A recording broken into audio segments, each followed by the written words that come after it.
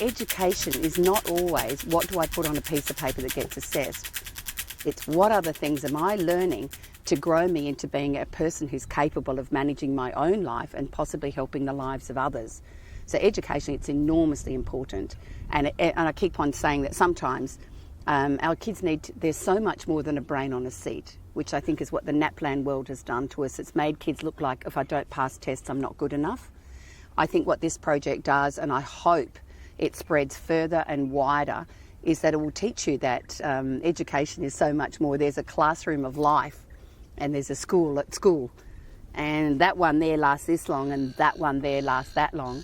And I also can tell that you're in the company of passionate adults. How can you become a passionate adult if you've never met one? When we actually have our schools as the centre of our communities, whether it's our little, kindy preps and things as well as our high schools, not only do we raise different kids, we actually improve our community. And I'm massively passionate about the fact that when you have projects that bring not only our staff and our students into a massive, exciting, engaged place, you will tend to bring community in around you. And what you're doing is one of those sorts of projects, which is why it's incredibly important, because we all want to belong. And if our teens turn up and they have a sense that they don't belong, then it's really difficult for them to stay engaged. So when not only are they involved and their community supports them and they're doing stuff that improves their community, wow, that's actually what we've done since time began. We actually are part of a village again, and a village that cares, and we care about everybody.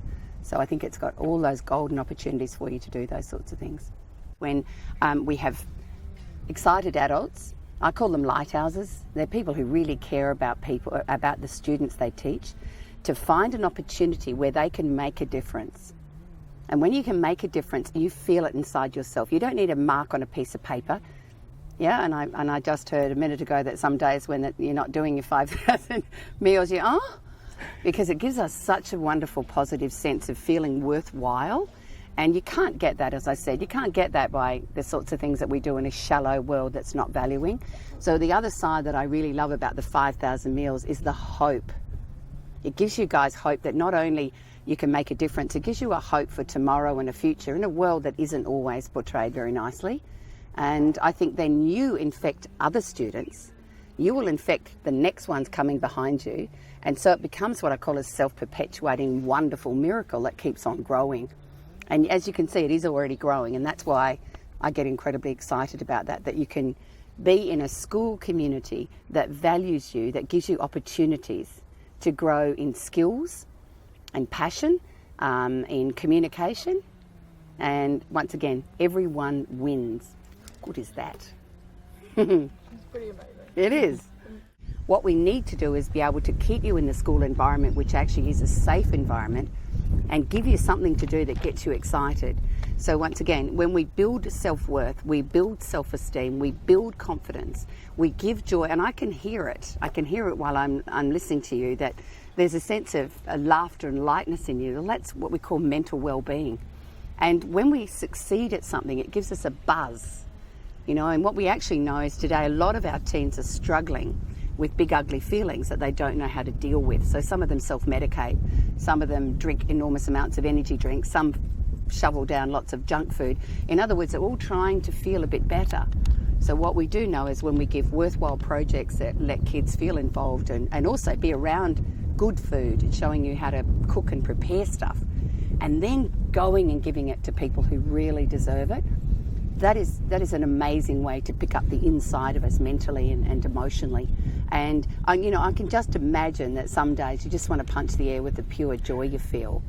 Nothing can give you that buzz. It's something really profound that happens, and I can guarantee you're all going to not only go through this journey, transitioning out into the big wide world in a better way, you're going to have a sense that when you feel lousy, look, I need to be able to volunteer for something. I need to go and help someone. I need to do something. I've actually got strategies now rather than just some of the negative strategies that teens sometimes get into because they don't know anything else.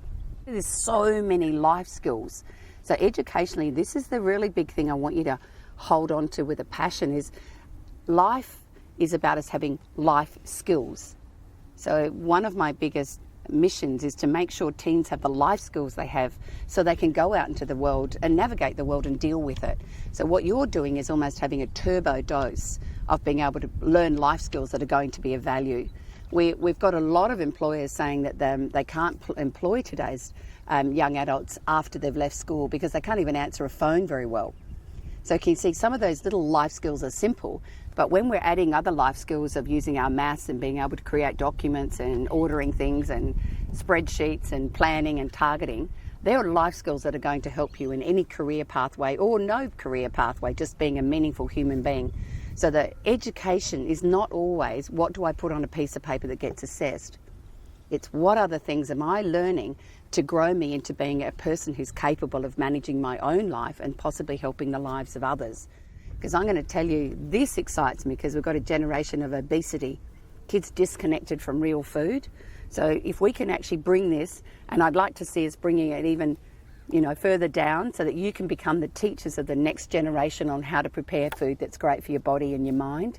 So that's not coming from grown-ups, it's coming from young people who care. And that's another mission down the track. You'll become our next advocates for healthy living and how to be a teen who's able to be a bit funky and different and weird and also eat healthy food. So you've got a really big challenge, and I think those sorts of campuses that set themselves out to make a difference in kids' lives with great passion will do that. And we need to move away, push away, because I know there are parents who think, oh, if my kids aren't smart academically, what hope do they have? They have a lot of hope.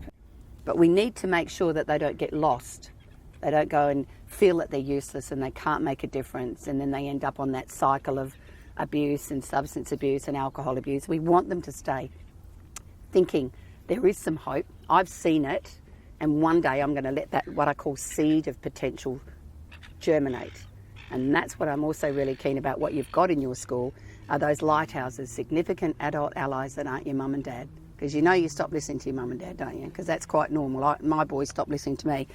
What we need is those people who care, yep, and who every now and then pull you aside and say, I really need you to wash your hair. It's just a bit too greasy and it's not good for when you're around food, okay? And it's no, okay, because we forget, don't we? So we need those people who sow seeds of encouragement along the way when we give up on ourselves. But they're the ones that drive these things, even when they come up against challenges. Say, no, let's sit down and work out how can we solve this challenge that we've got now. That failure isn't always a bad thing. Failure is an opportunity to learn. Yep, and give us opportunities to overcome those things. It's enormous, enormous growth that you guys are having because of this project.